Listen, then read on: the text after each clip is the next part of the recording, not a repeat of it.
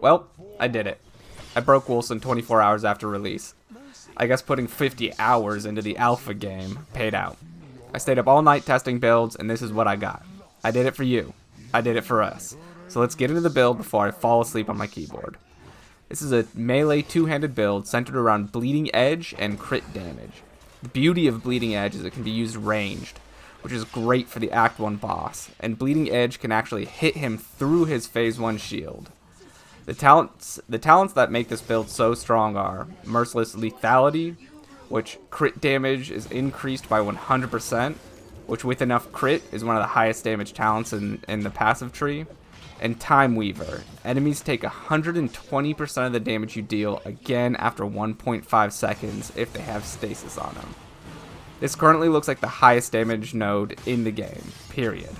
It over doubles your damage because it's multiplicative. So all of your damage you do, and then you crit that damage, all of that gets doubled again. So it's like having a double crit. Absolutely insane. But peace. How will you apply stasis if we are a slow attack speed crit build? Good of you to ask.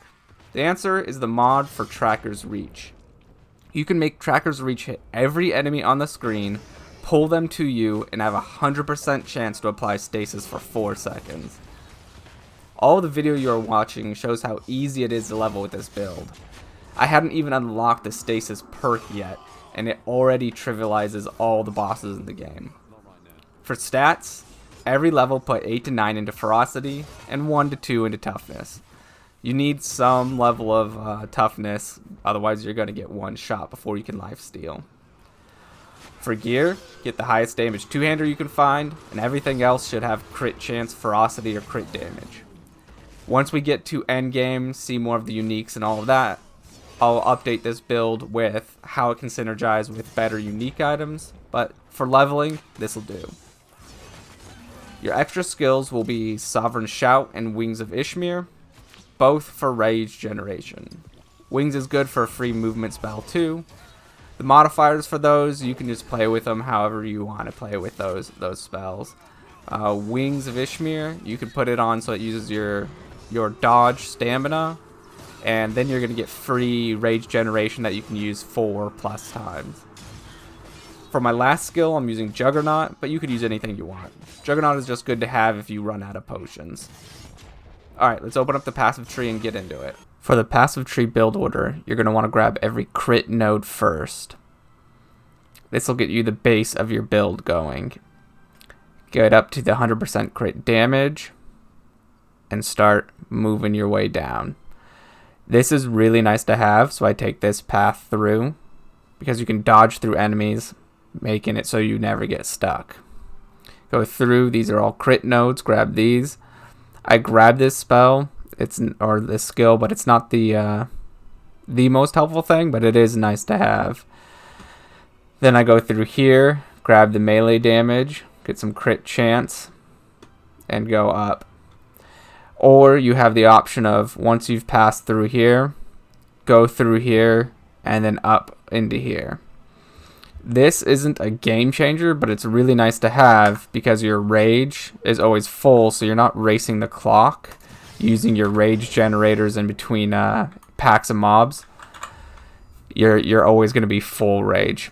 So I would probably go this way, though if you go up this way first, you're going to do more damage. So it's up to you. So you would go up through here, and then take the global life leech, and if you really want, take the life leech attack damage. Now it's going to take 5 more nodes, 1 2 3 4 1 2 3 4 5, and that's when you get stasis.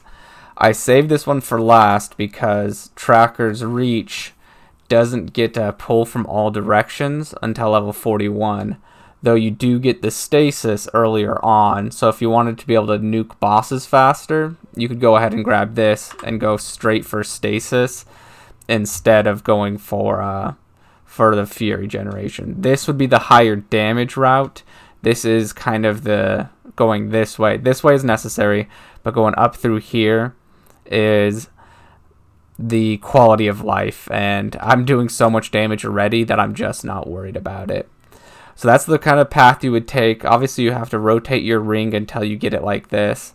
So you're rotating to get from this crit node up to here, and then once you have it like this, your everything else will line up just fine.